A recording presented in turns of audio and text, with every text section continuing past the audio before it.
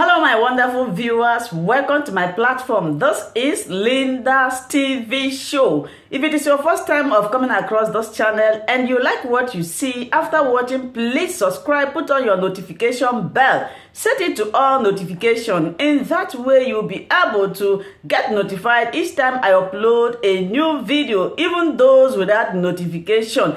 Here we react to all forms of videos, international and local. Every Saturday by 2 p.m. we have our interaction section. You are free to call in to air your opinion about the happenings in our society. Invite your friends, share my videos with your families and colleagues. Do not keep this information to yourself. Myself, I will be sitting down here to watch this video together with you from the beginning to the end. Then we'll go to the comment section and leave our comment, our opinion about the video we watch constructively as we watch this video, my people. Was so successful. Yes. We met with one of the members who was sent to us from the Knesset, who received our message, as well as the deputy mayor of Jerusalem that came and spoke with us and promised to give a helping hand as reaching the United Nations. I mean, like writing to them to let them know of our plight. Yes. So the demonstration we went on was very, very successful. Beautiful. It's, I'm beginning with you, Shashi. Okay. Yes, it's no longer news that Mazi Nnamdi Kanu was abducted and tortured in Kenya and brought to Nigeria by the Nigerian government in an act of extraordinary rendition on July 19th of July 2021. Yes. I would like to know, what is Israel's opinion on the abduction of Mazi Nnamdi Kanu and also the ongoing killings of Biafran youth by the Nigerian security apparatus? Okay. First of all, I was really surprised. This young man named Itzik came from Knesset, and he was looking at the posters, and everybody was talking about their personal experience of not being able to go home and what has been happening there. And he said, and he was so sincere, he was visibly shaken, and he said, up until this moment, I had no idea of what was happening. And that's it in a nutshell. You ask any Israeli, first of all, they're going to ask you, well, where's Biafra? Unfortunately. And here's a Knesset member who is supposed to have a good hand on political accounts in the world, and he never heard it before. This was an eye-opener for me. And from that moment, I realized what I've suspected is that the number one agenda for our people, and I'm including Israel, world Jewry, and Biafra, is to educate, to get the word out. Now, if I might add, how do you get something so mind-blowing out to the common man?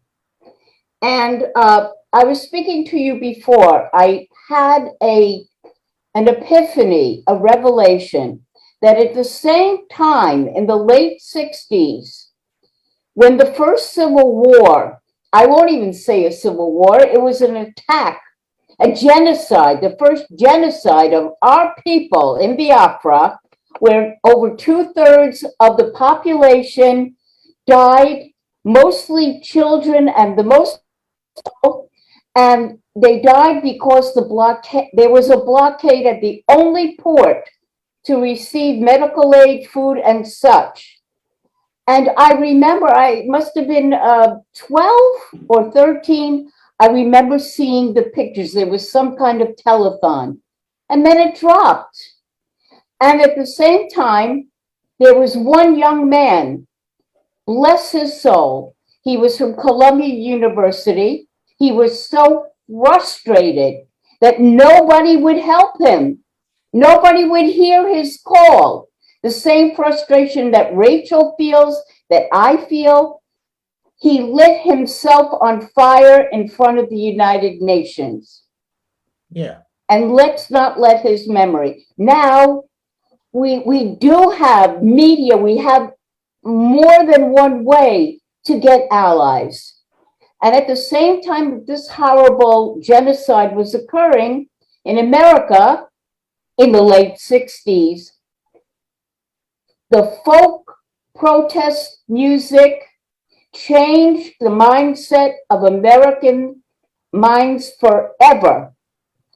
Icons like Phil Oakes, Peter, Paul and Mary, Joan Baez, Judy Collins, these people made America stop and think. What are we in Vietnam War for? Okay? And it made me think, okay, it may be far-fetched, it may be grassroots, but there are folk clubs. I know of one because I belong to it in Netanya. There are two in Tel Aviv. And I was speaking with Rachel. We're going to meet next week.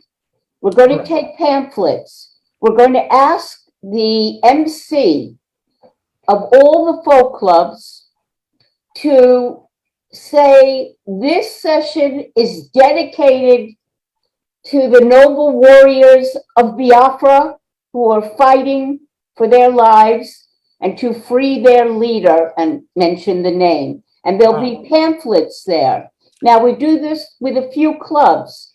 I'm going to do research and find out all the clubs in. Oh, it's like we lost her. I think she's going to be back. In America, all the folk clubs. Okay, she's back. Wonderful. This is a wonderful agenda. You know, what you're saying now is that in order to stop the mayhem perpetrated against the Biafrans and the continued detention of Nnamdi Kanu, that there must be more continuous exposure of what is going on there in Nigeria, not merely by Biafrans, but also by other international communities, other countries such as Israel. They have to get involved in this exposure. I mean, you talk about folks, music, folks club that you're going to talk to. Can you hear me? Yes. All right. This is a wonderful move. It's a wonderful idea because we are actually here not just to talk, but also to seek for solution. And this is, you've just brought one on the table. That means the involvement of this folk music will actually bring about a kind of international response or international concern, which is very, very important for the understanding of what is going on there in Biafra land and the continued and unabated killing of the Biafran and innocent tribes or innocent ethnicity there in Nigeria. So I would say, based on your assertion, you do find similarity between the Biafran, okay, we don't call it Biafran war, but the killing of Biafran in 1967 to 1970, as you've just mentioned. You find similarity between those incidents and what is going on currently, right? Right. It's what happened in the late 60s. It never stopped. It's one continuous Holocaust. And right. It frustrates me to tears why nobody knows about it. Why is it such a closed issue, especially in Israel? I could give you a list of contacts that I have tried to break through, and some have been quite hostile, as a matter of fact. There is one journalist from Jerusalem Post, who said, please don't send me any more material about Biafra and Nnamdi Kanu. He is not Jewish. What? This is a religious woman? Well, I'll tell you, when I get up and do my prayers, it's, I hereby fulfill the mitzvah, love thy fellow man as thyself. It has no blood test, no DNA. Somebody is in trouble. Somebody who shares the same 12-tribe history, biblical history as we do. We should be the first, the mirror of consciousness, to reach out and help. We Jews help people with other causes. We're known for it. Why not our own? Okay. The issue is there is a kind of less, I wouldn't say less interest, but kind of not motivated. The Israelites are not all that motivated to get involved in the issue of Biafra and Nigeria. This seems perhaps as a result of diplomatic ties which they have with Nigeria, and they wouldn't like to offend this country. But the issue is that, like you just said, most Igbo not only trace their origin to Israel to indicate their Jewish origin, but also have proclaimed their alliance with the state of Israel, most Igbo. On the other hand, there seems to be this diplomatic relationship between Nigeria and Israel. I would say, don't you think that Israel is actually in a better position to mediate between Biafra and Nigeria and find a better solution? Don't you think that they should have been in a better position to do that? I believe you're absolutely on the mark. If you look at the Biden administration, the people that he has made heads of secret intelligence, I don't even know if he gets half the information that's going on around the world, because they're all Palestinian or they're all anti-Semitic. They have histories. 3 that come to mind. So can he act when he doesn't even know what's going on? They're editing the information that he gets. Yes. So forget that. I have made a list since today of what I'm going to do. Okay. So they lack this information. They should know that there is killing, and that the Biafrans are being killed again, that like it was in 1969 to 1967 to 1970 or 71, if you will. The populace should be informed about this ongoing killing. So you are saying that the populace, the Israeli populace, are actually not aware of what is going on in Nigeria. So more should be done. Is that what you're saying? Absolutely. All right. Yep. That brings me now to your colleague, Mazi Ibezim. What do you think about this statement? This is perhaps the third demonstration in Israel. Correct me if I'm wrong. Since the abduction of Nnamdi Kanu, is there any plan on the ground currently to do more on this issue of demonstration, this issue of awareness, as to make people understand what is going on in Nigeria? This means, when I say is there, are there plans to do more? My question is actually, are there plans to get the citizens involved and not just the Biafrans moving around doing their demonstration, but to get the citizens involved, directly involved? All right. Thank you. It's a bit of a difficult No, the answer. question is for Austin. Sorry.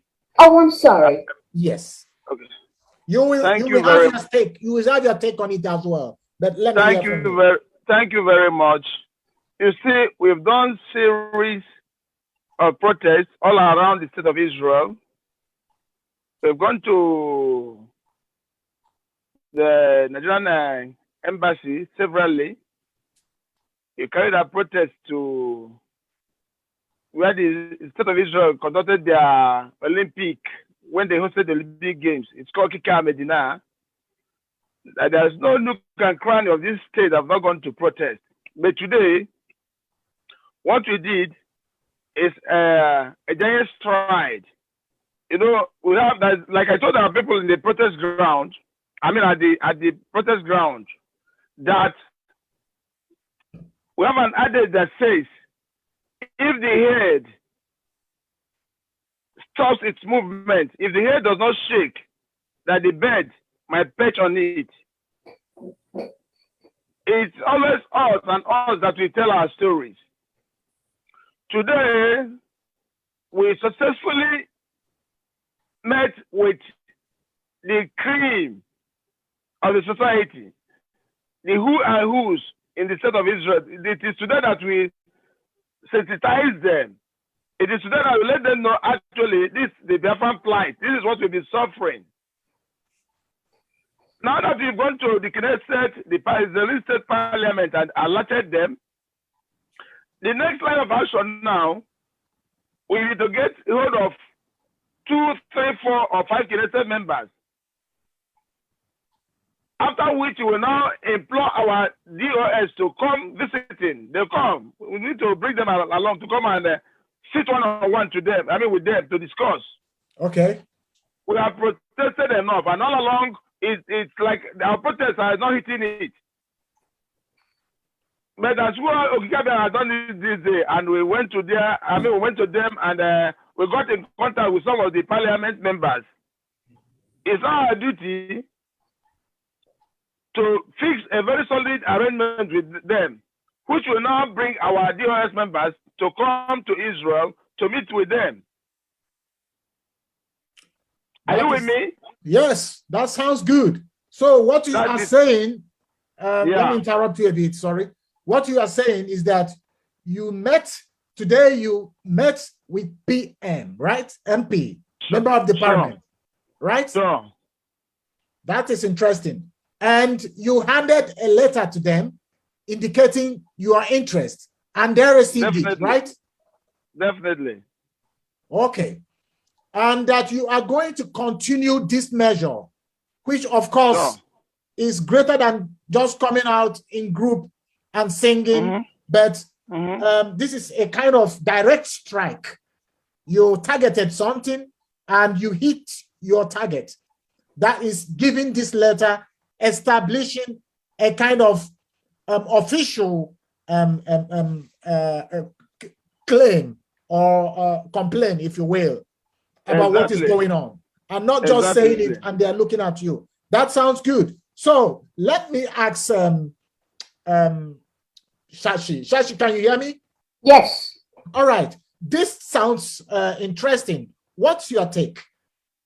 Oh, it was a monumental victory. Okay. And I just want to add, I have never seen a man or woman as dedicated as Rachel to bring this all together. She kept calling the deputy mayor of Jerusalem constantly, just reminding her constantly.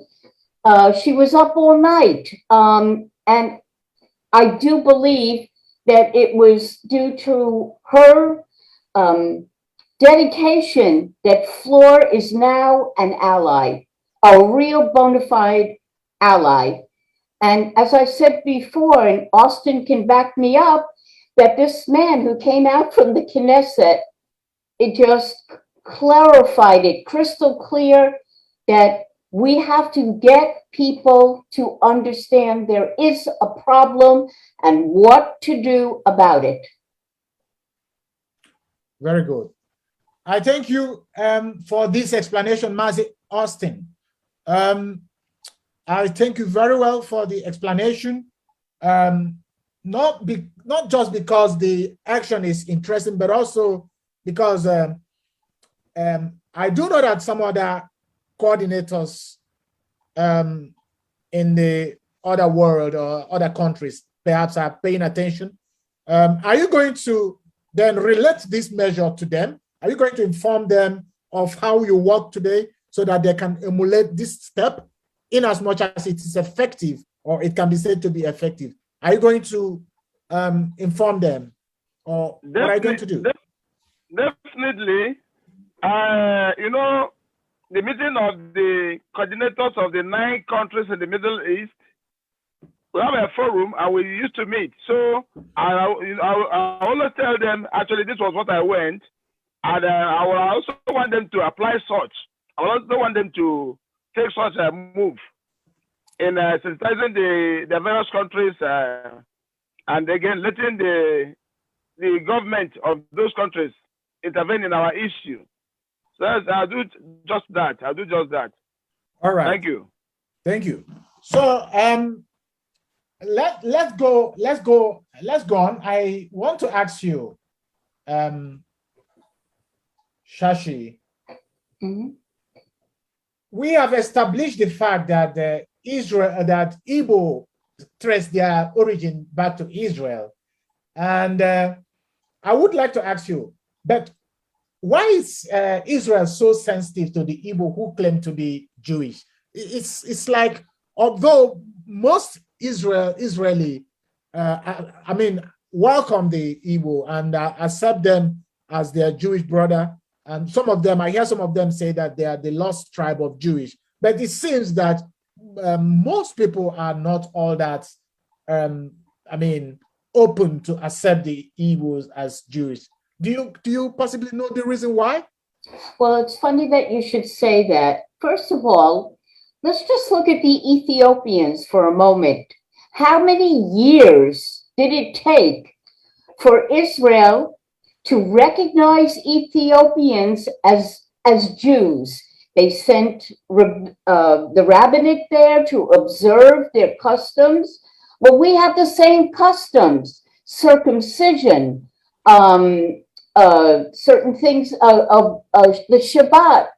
The New Year starts on Rosh Hashanah, September. We have the same customs that the rabbinate saw in Ethiopia, yet they claim that they were kosher, so to speak.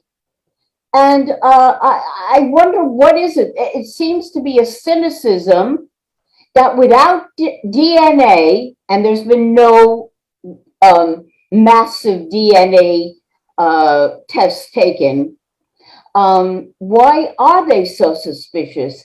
They feel like they're going to come and overpower the population of Israel. Biafrans do not want to make their home in Israel. They want to go back to Biafra, and they want to visit the holy places where their ancestors were. So I have no idea why they just turn up their noses. And I would like to ask the Ethiopian community, who has suffered but has been blessed with refuge here, that they should be our allies in this also. They should be protesting with us, don't you think? Yeah, sure. That makes sense. That makes sense. You said in your article last, I think that was a few months ago, you asked a long-time friend if he would join in fighting for Biafran's independence, but he declined.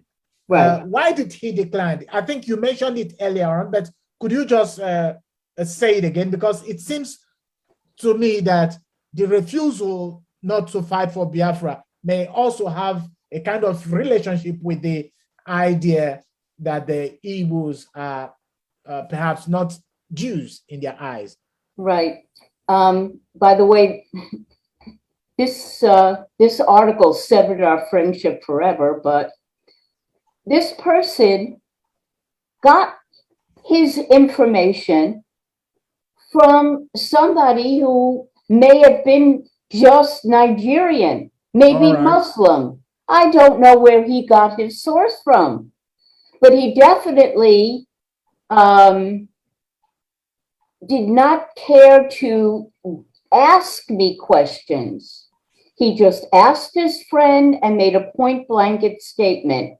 And of course, the anti-Biafrans call our people agitators, troublemakers. Correct? Yeah.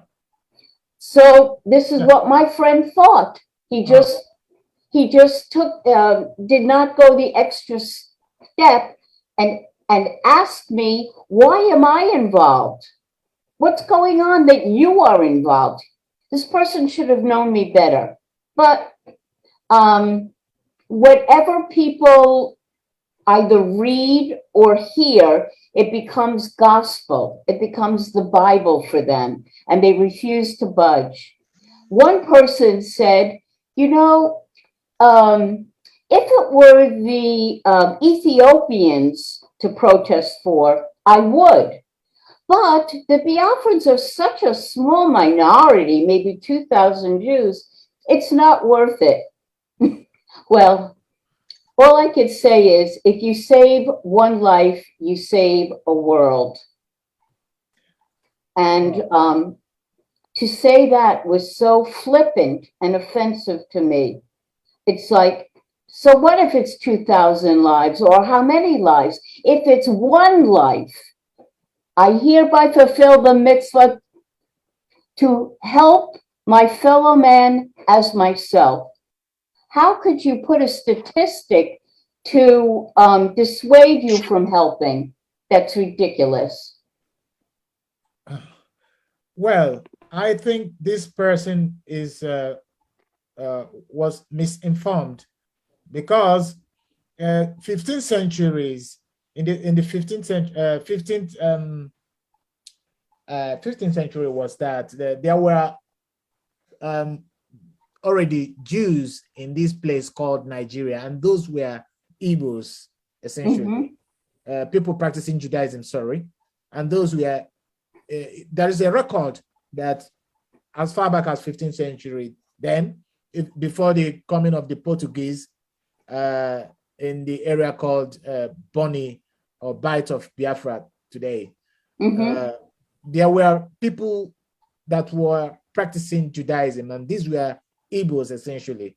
So there is a long history about the relationship between the Israeli and the Igbo.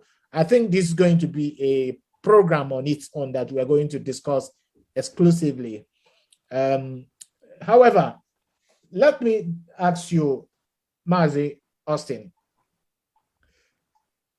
Mazi Nnamdi Kanu stayed in Jerusalem, in Israel, right?